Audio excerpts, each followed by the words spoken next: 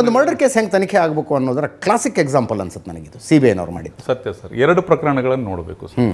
ಒಂದು ಯೋಗೇಶ್ ಗೌಡರ ಕೊಲೆ ಪ್ರಕರಣ 313 ಸ್ಟೇಟ್ಮೆಂಟಿಗೆ ಹೋದ ಮೇಲೆ CBI ಹೋಯಿತು.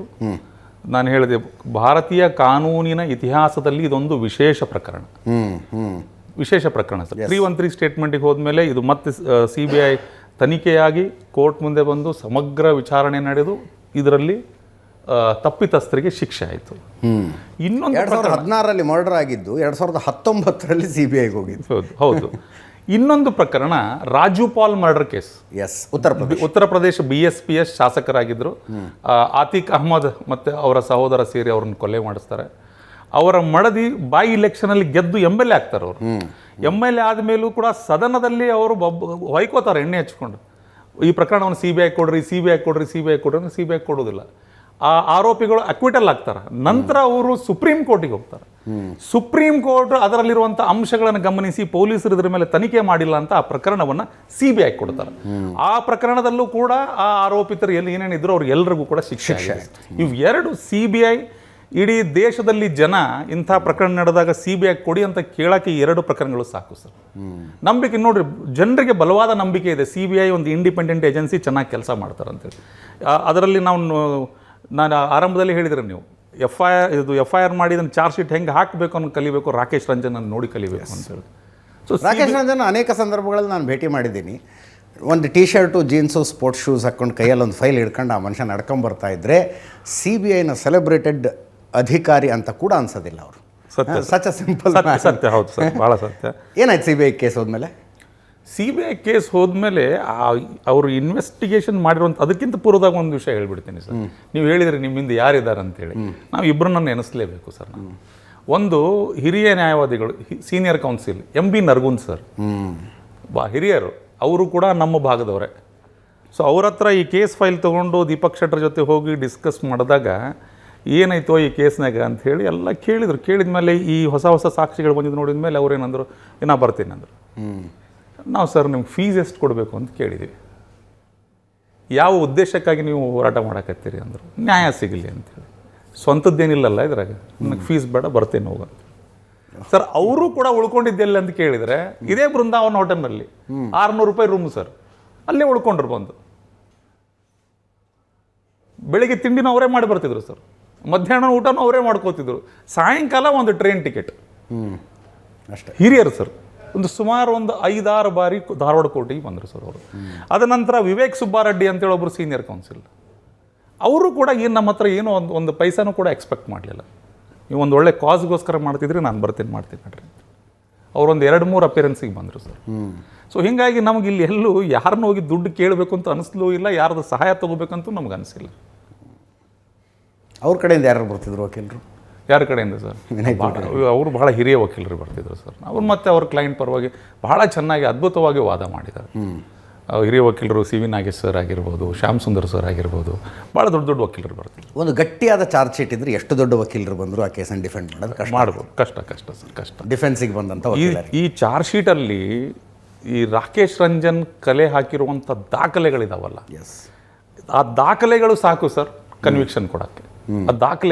ಆ ದಾಖಲೆಗಳಲ್ಲಿ ನೋಡಿ, ಈ ವಿನಯ್ ಕುಲಕರ್ಣಿಯವರು ಕೊಲೆಯಾಗುವ ಪೂರ್ವದಲ್ಲಿ ಮತ್ತು ಕೊಲೆಯಾದ ನಂತರ ಮೀಟಿಂಗಿಗೆ ಕೇಂದ್ರ ಗಣಿ ಸಚಿವರ ಜೊತೆ ಮೀಟಿಂಗಿಗೆ ಅಂತೇಳಿ TP ತಯಾರು ಮಾಡಿಸ್ಕೊಂಡು ಟಿಕೆಟ್ ಮಾಡಿಸ್ಕೋತಾರೆ ಇವರು ಹೋಗೋದಿಲ್ಲ ಅಲ್ಲಿ, ಅವ್ರು ಇಲ್ಲೇ ಇರ್ತಾರೆ.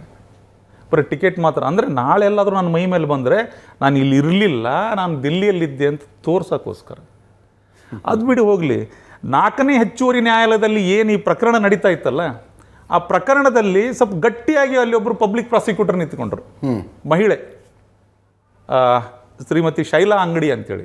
ಆ ಹೆಣ್ಮಕ್ಳು ಭಾಳ ಗಟ್ಟಿಯಾಗಿ ನಿಂತ್ಕೊಂಡ್ಲು, ಭಾಳ ಫೈಟ್ ಮಾಡ್ತಾಯಿದ್ರು ಕೋರ್ಟಲ್ಲಿ. ನನ್ನ ಕೆಲಸ ನಾನು ಮಾಡ್ತೀನಿ ರೀ ಪ್ರಾಮಾಣಿಕವಾಗಿ ಅಂತೇಳಿ. ಅವಳು ಆ ತಾಯಿ ಎಲ್ಲಿ ಇವ್ರ ಕೈಯಲ್ಲಿ ಬೆಂಡ್ ಆಗ್ತಾ ಇಲ್ಲ ಅನ್ನೋ ಕಾರಣಕ್ಕಾಗಿ ಇವರೊಂದು ಶಿಫಾರಸು ಪತ್ರ ಕೊಡ್ತಾರೆ ಹೋಮ್ ಸೆಕ್ರೆಟರಿಗೆ, ವಿನಯ್ ಕುಲಕರ್ಣಿ ಅವರು, ಅವರನ್ನು ಟ್ರಾನ್ಸ್ಫರ್ ಮಾಡಿ ಅಂತೇಳಿ. ಸೊ ಅವ್ರನ್ನ ಟ್ರಾನ್ಸ್ಫರ್ ಮಾಡಿ ಅಂತಲ್ಲ, ಇನ್ನೊಬ್ಬರನ್ನ ಅವ್ರು ಏನು ಕೇಳ್ಕೊತಾರೆ, ಮೈಸೂರಿಂದ ಅವರು ಬೆಳಗಾವಿ ಹೋಗಕ್ಕೆ ಕೇಳ್ಕೊಂಡಿರ್ತಾರೆ, ರಿಕ್ವೆಸ್ಟ್ ಲೆಟರ್ ಕೊಟ್ಟಿರ್ತಾರೆ. ಇವ್ರು ಅವ್ರಿಗೆ ಪರಿಚಯಸ್ಥರನ್ನ ಕಾರಣಕ್ಕಾಗಿ ಬೆಳಗಾವಿ ಬೇಡ ಅಂತ ಇವ್ರು ಒಂದು ಶಿಫಾರಸ್ ಲೆಟರ್ ಕೊಡ್ತಾರೆ ಅವ್ರಿಗೆ, ಧಾರವಾಡಕ್ಕೆ ಮಾಡ್ರಿ. ಅದು ಕೂಡ ಧಾರವಾಡ ಜಿಲ್ಲಾ ಸತ್ರ ನ್ಯಾಯಾಲಯಕ್ಕೆ ಮಾಡಿ ಮುಗೀತು. 4 ನ್ಯಾಯಾಲಯಗಳದು ಸರ್, ಎಲ್ಲಾದರೂ ಮಾಡ್ಬೋದು. 4ನೇ ಸತ್ರ ನ್ಯಾಯಾಲಯಕ್ಕೆ ಮಾಡಿ ಅಂತ ಕೊಡ್ತಾರೆ. ಶಬಾಷ್. ಆ ಅಮ್ಮ ಅವ್ರನ್ನ ಎಲ್ಲೋ ಬೆಳಗಾವಿ ಅವ್ರು ಅಲ್ಲಿದ್ದವ್ರನ್ನ ಟ್ರಾನ್ಸ್ಫರ್ ಮಾಡ್ತಾರೆ. ಈ ದಾಖಲೆಗಳು ಅತಿ ಸೂಕ್ಷ್ಮ ದಾಖಲೆಗಳು ಸರ್ ಇವೆಲ್ಲವೂ ತೋರಿಸ್ಕೊಡುತ್ತೆ ವಿನಯ್ ಕುಲಕರ್ಣಿಯವರ ಪಾತ್ರ ಎಷ್ಟಿದೆ ಇದರಲ್ಲಿ ಅಂತೇಳಿ ಕೋರ್ಟಿಗೆ. ಸೊ ಆ ನಿಟ್ಟಿನೊಳಗಡೆ ಆ ದಾಖಲೆಗಳನ್ನು ಕಲೆ ಹಾಕುವ ನಿಟ್ಟಿನಲ್ಲಿ ರಾಕೇಶ್ ರಂಜನ್ ಮತ್ತು ಅವ್ರ ತಂಡ ಸಮೀವುಲ್ಲಾ ಮತ್ತು ಬಸವರಾಜ್ ರಮೇಶ್ ಅಂತ ಏನಿದ್ರು ಭಾಳ ಚೆನ್ನಾಗಿ ಅದ್ಭುತವಾಗಿ ಕೆಲಸ ಮಾಡಿದರು ಸರ್. ಒಂದು ಕೊಲೆ ಕೇಸಿನಿಂದ ತಪ್ಪಿಸಿಕೊಳ್ಳೋದಕ್ಕೆ ನೀವು ಮಾಡುವ ಪ್ರಯತ್ನಗಳು ಸಾಕ್ಷಿಗಳನ್ನು ಉಳಿಸ್ತಾ ಹೋಗ್ಬಿಡ್ತದೆ. ಒಂದು ಸಾಕ್ಷಿನ ನಾಶ ಮಾಡೋಕ್ಕೆ ಹೋಗಿ 10 ಸಾಕ್ಷಿಗಳನ್ನು ಹುಟ್ಟಾಕಿದ್ರು ಸರ್. ಈ ಪ್ರಕರಣದಲ್ಲಿ ಆಗಿರೋದಿದೆ. ಒಂದು ಸಾಕ್ಷಿ ನಾಶ ಮಾಡೋಕ್ಕೆ ಹೋಗಿ 10 ಸಾಕ್ಷಿಗಳನ್ನು ಹುಟ್ಟಾಕೊಂಡು ಬಂದ್ಬಿಟ್ರು. ಸೊ ಹಾಗಾಗಿ ಆ ಸಾಕ್ಷಿಗಳೇ ಇವತ್ತು ನ್ಯಾಯಾಲಯದಲ್ಲಿ ಮುಂದೆ ಗಟ್ಟಿಯಾಗಿ ನಿಂತ್ಕೊಂಡು. ಈ ಕೇಸಿನ ಬಿಗ್ಗೆಸ್ಟ್ ರಿವಿಲೇಷನ್ ಏನಂದರೆ ಸರೆಂಡರ್ ಆದ 6 ಜನ ಯೋಗೇಶ್ ಗೌಡರ ಕೊಲೆಯಲ್ಲಿ ಏನೂ ಪಾತ್ರ ನಿರ್ವಹಿಸಲಿಲ್ಲ. ಹೌದು, ಅವ್ರು ಬರೀ ಸರೆಂಡರ್ ಆದವರಷ್ಟೇ. ಆ್ಯಕ್ಚುಲ್ ಕೊಲೆಗಡಕರೇ ಬೇರೆ ಇದ್ದರು ಅನ್ನುವುದನ್ನು ರಾಕೇಶ್ ರಂಜನ್ ಪತ್ತೆ ಹಚ್ಚಿ ಮೊಟ್ಟ ಮೊದಲ ವ್ಯಕ್ತಿ ಅಶ್ವಥ್ ಅನ್ನೋನ್ನ ಎಳ್ಕೊಂಡು ಬಂದಿದ್ದು ಈ ಕೇಸಿಗೆ ಟರ್ನಿಂಗ್ ಪಾಯಿಂಟ್. ಹೌದು ಸರ್. ಇದು ನೋಡಿ ಸರ್, ಇದೇನಾಯಿತು ಈ ಕೇಸಲ್ಲಿ CBIಗೆ ಹೋಯಿತು, ಇನ್ವೆಸ್ಟಿಗೇಷನ್ ಆರಂಭ ಮಾಡಿದರು. ಮೊದಲು ಪ್ರಾಥಮಿಕವಾಗಿ ಈ ಮೊದಲಿದ್ದಂಥ ಆರೋಪಿಗಳನ್ನು ಕರೆದ್ರು, ಅವ್ರನ್ನೇ ಮತ್ತೊಮ್ಮೆ ಎನ್ಕ್ವೈರಿ ಮಾಡಿದ್ರು. ಅವ್ರನ್ನ ಅರೆಸ್ಟ್ ಆಗಿ ಅವ್ರು ಬೇಲ್ ಮೇಲೆ ಇದ್ದರು, ಅವ್ರನ್ನ ಅರೆಸ್ಟ್ ಮಾಡಲಿಲ್ಲ. ಅವ್ರನ್ನ ಎನ್ಕ್ವೈರಿ ಮಾಡಿದರು, ಅವ್ರ ಕಡೆಯಿಂದ ಒಂದಿಷ್ಟು ಮಾಹಿತಿಗಳನ್ನು ಕಲೆ ಹಾಕ್ಸಕ್ಕೆ ನೋಡಿದರು. ಕಾಲ್ ಡೀಟೇಲ್ಸ್ ಏನಿದ್ವಲ್ಲ, ನಾನು ನಿಮ್ಗೆ ಹೇಳಿದೆ, ನನಗೆ ಡೌಟ್ ಬರುವಂಥ ಕಾಲ್ ಡೀಟೇಲ್, ಮೇಜರ್ ಕಾಲ್ ಡೀಟೇಲ್ ಏನಿತ್ತು ಅಂತ ಕೇಳಿದ್ರೆ, ಈ ಪ್ರಕರಣದಲ್ಲಿ ಮುದುಕಪ್ಪ ಹೊಂಗಲ್ ಅಂತ ಹೇಳಿ ಒಬ್ಬ ಆರೋಪಿ ನಂಬರ್ 6 ಕೊಲೆ ನಡೆದಾಗ ಘಟನೆ ನಡೆದ ಸ್ಥಳದಲ್ಲಿ ಆತ ಇರಲಿಲ್ಲ. ಆತ ಎಲ್ಲಿದ್ದ, ಇವರೇ ರಾಜ್ಯ ಪೊಲೀಸರು ಕೊಟ್ಟಂತ ಕಾಲ್ ಡೀಟೇಲ್ಸ್ ಪ್ರಕಾರ ನಮ್ಮ ಈ ಯೋಗೇಶ್ ಗೌಡರ ಮನೆ ರಸ್ತೆ ಹೆಬ್ಬಳ್ಳಿ ಅಗಸಿ ಒಳಗಡೆ ಆ ಮನುಷ್ಯ ನಿಂತ್ಕೊಂಡು ಯೋಗೇಶ್ ಗೌಡರು ಬರೋದನ್ನ ಇಲ್ಲಿ ಮಾಹಿತಿಯನ್ನು ಕೊಡುತ್ತಾನೆ ಬಸವರಾಜ್ ಮುತ್ತಿಗೆ ಮತ್ತು ಅವ್ರ ತಂಡಕ್ಕೆ. ಮಾಹಿತಿ ಕೊಟ್ಟು ಅಲ್ಲಿಂದ ಅವನು ಹೊರಡ್ತಾನೆ. ನಿಮಗೆ ಗೊತ್ತಿರ್ಬೋದು, ಅದು ಹಳೆಯ ಧಾರವಾಡ, ಅದು ಕಾಮನಕಟ್ಟೆಯಿಂದ JSS ಕಾಲೇಜು ಸ್ಮಶಾನದ ಹತ್ರ ಹಾಸಿ, JSS ಕಾಲೇಜಿನಿಂದ ಹಳೆ NH4 ರಸ್ತೆಯಿಂದ ಹಿಡ್ಕೊಂಡು ಗಬ್ಬೂರು ಕ್ರಾಸಿಗೆ ಒಂದು ಎತ್ಕೋತಾನೆ ಅವನು. ಕೊಲೆ ನಡೆದ ಮೇಲೆ ಈ ಆರೋಪಿಗಳು ಸಹ ನಮ್ಮ ಮಿಸ್ಗಿನ್ ಕಂಪೌಂಡಿಂದ ಇವರು ಹೊರಗಡೆ ಬಾಯ್ಪಾಸಿಗೆ ಹೋಗಿ, ಅಂದರೆ ವಿನಯ್ ಕುಲಕರ್ಣಿ ಡೇರಿ ಪಕ್ಕ ಹಾಸಿ ಬಾಯ್ಪಾಸಿಗೆ ಹೋಗಿ, ಬಾಯ್ಪಾಸಿಂದ ಗಬ್ಬೂರು ಕ್ರಾಸಲ್ಲಿ ಎಲ್ಲರೂ ಸೇರ್ತಾರೆ. ಇವರು ಅವತ್ತು ಸಾಯಂಕಾಲವರೆಗೂ ಎಲ್ಲರೂ ಸೇರಿ ಶಿಗ್ಗಾಂವ್ ಹೋಗೋವರೆಗೂ ಎಲ್ಲರದ್ದು ಕಾಲ್ ಡೀಟೇಲನ್ನು ಪೊಲೀಸರು ಚಾರ್ಜ್ ಶೀಟಲ್ಲಿ ಹಾಕ್ತಾರೆ. ಸೊ ಇಲ್ಲೇನು ತೋರಿಸ್ತಾರೆ ಪೊಲೀಸರು ಅಂದರೆ, ಆ ಮನುಷ್ಯ ಅಲ್ಲಿಂದ ಮಾಹಿತಿ ಕೊಟ್ಟು ಮತ್ತೆ ಅವನ ಹಿಂದೆ ಬಂದು ಇವನು ಒಂದು ಬಡಿಗೆ ತಗೊಂಡು ಅವನ ತಲೆಗೆ ಹೊಡೆದ. ಅವನ ಇನ್ಸಿಡೆಂಟ್ ಅವಲ್ಲಿ ಅವನು ಮಾಹಿತಿ ಕೊಟ್ಟ ಸಮಯ ಮತ್ತೆ ಇವನು ಯೋಗೇಶ್ ಗೌಡ ಜಿಮ್ಮಿಗೆ ಮುಟ್ಟಿರೋ ಸಮಯದಲ್ಲಿ 7 ನಿಮಿಷ, ಅಂದರೆ ಫಾಸ್ಟಾಗಿ ಬಂದ ಸರ್. ಅವನು 4.5 5 ಕಿಲೋಮೀಟರ್ ಆಗುತ್ತೆ ಅಲ್ಲಿಂದ ಅಲ್ಲಿಗೆ. 4.5 5 ಕಿಲೋಮೀಟರಲ್ಲಿ ಈತ ಮಾಹಿತಿ ಕೊಟ್ಟು ಅವನು ಹಿಂದೆನೇ ಬೈಕ್ ತೊಗೊಂಡು ಅಷ್ಟೇ ಸ್ಪೀಡಲ್ಲಿ ಬಂದ ಅನ್ನಂಗಾಯ್ತು.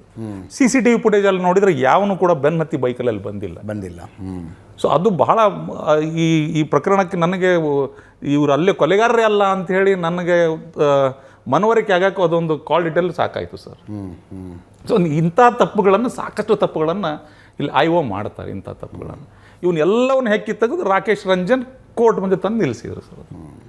ಸೊ ಅವಾಗ ಅವ್ರನ್ನೆಲ್ಲ ಇನ್ವೆಸ್ಟಿಗೇಷನ್ ಮಾಡಿದಾಗ ಇವೆಲ್ಲ ಪ್ರಶ್ನೆಗಳನ್ನು ರಾಕೇಶ್ ರಂಜನ್ ಅವ್ರು ಕೇಳ್ತಾರೆ.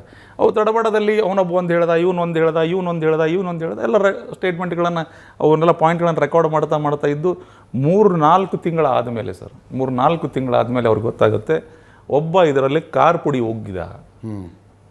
ಒಗ್ಗಿದ ಮೇಲೆ ಒಬ್ಬ ಆರೋಪಿ ತಲವಾರಲ್ಲಿ ಅವನ ನೆಕ್ಕಿಗೆ ಹೊಡೆದ್ಮೇಲೆ ಇವನು ಚಾಕುಲಿ ಹಾಕಿದ ಅವನಿಗೆ ಅಂತ, ಹೊಟ್ಟೆಗೆ ಚಾಕು ಹಾಕಿದ, ಕಾರ್ ಪುಡಿ ಒಗ್ಗದವನೇ ಅಂತೇಳಿ.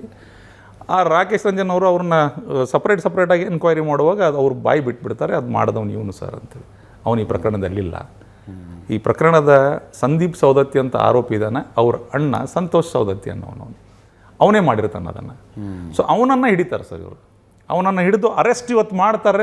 ನೆಕ್ಸ್ಟ್ ಡೇ ಹೈಕೋರ್ಟಲ್ಲಿ ಇನ್ವೆಸ್ಟಿಗೇಷನ್ ಸ್ಟೇ ಆಗಿಬಿಡುತ್ತೆ. ಅದು ಇನ್ವೆಸ್ಟಿಗೇಷನ್ ಸ್ಟೇ ಆಗುತ್ತೆ. ಸ್ಟೇ ಆದಮೇಲೆ ಇನ್ನೇನು ಇನ್ವೆಸ್ಟಿಗೇಷನ್ ಮಾಡಲಿಕ್ಕಿಲ್ಲಲ್ಲ. ಸೊ ಅವಾಗ ಅವೆಲ್ಲ ಕಾಲ್ ಡೀಟೇಲ್ಸ್ಗಳನ್ನು ಅವರು ಮತ್ತೆ ವರ್ಕ್ ಅನಲೈಸ್ ಮಾಡಿ ರೆಡಿ ಮಾಡಿ ಕೂತ್ಕೋತಾರೆ. ಸುಪ್ರೀಂ ಕೋರ್ಟು ಸ್ಟೇ ವೆಕೇಟ್ ಮಾಡಿದ ಮೇಲೆ, ಈಗ ನೀವೇನು ಹೇಳಿದ್ರಲ್ಲ ಸರ್, 7ನೇ ಆರೋಪಿನ ಅರೆಸ್ಟ್ ಮಾಡಿ ಕೋರ್ಟಿಗೆ ಪ್ರೊಡ್ಯೂಸ್ ಮಾಡಿಬಿಟ್ಟಿರ್ತಾರೆ ಅವರು. 8ರಿಂದ 13 ಆ 5 ಜನ ಆರೋಪಿಗಳನ್ನು ಆ ಹಿಡಿದಿರುವಂಥ ರೀತಿ ಇದೆಯಲ್ಲ ಸರ್, ಯಾವುದೇ ಪಿಕ್ಚರ್ನಾಗ ನೋಡೋಂಗಿದೆ. ಅದು ಪಿಕ್ಚರ್ನಾಗ ನೋಡೋಂಗಿದೆ. ಅದನ್ನು ಗುರುನಾಥ್, ನನ್ನ ಹತ್ರ ಅವರು ಹೇಳಿಲ್ಲ, ರಾಕೇಶ್ ರಂಜನ್ ಗುರುನಾಥ್ ಗೌಡರ ಹತ್ರ ಎಕ್ಸ್ಪ್ಲೇನ್ ಮಾಡಿದಾಗ ಗುರುನಾಥ್ ಗೌಡ ನನಗಂತ ಅನ್ನಿಸ್ತು ಇದ್ರ ಮೈ ರೋಮಾಂಚನಗೊಳ್ಳುವಂಥ ಇದು. ಒಂದು 20 ಕಿಲೋಮೀಟರ್ ಅವರನ್ನು ಚೇಸ್ ಮಾಡಿ ಅವತ್ತು ಅವ್ರು ಮಿಸ್ ಆಗಿದ್ದರೆ ಅವ್ರು ಯಾವತ್ತೂ ಸಿಗ್ತಿರ್ಲಿಲ್ಲ. ಅವ್ರನ್ನೆಲ್ಲರನ್ನು ಬಚಾವ್ ಮಾಡುವಂಥ ಕೆಲಸ ಆಗ್ತಿತ್ತು. ಒಂದೇ ಟೈಮಲ್ಲಿ ಒಂದೇ ಜಾಗದಲ್ಲಿ 5 ಆರೋಪಿಗಳನ್ನು ಹಿಡ್ಕೊಂಡು ಬಂದು ಕೋರ್ಟಿಗೆ ಪ್ರೊಡ್ಯೂಸ್ ಮಾಡ್ತಾರೆ.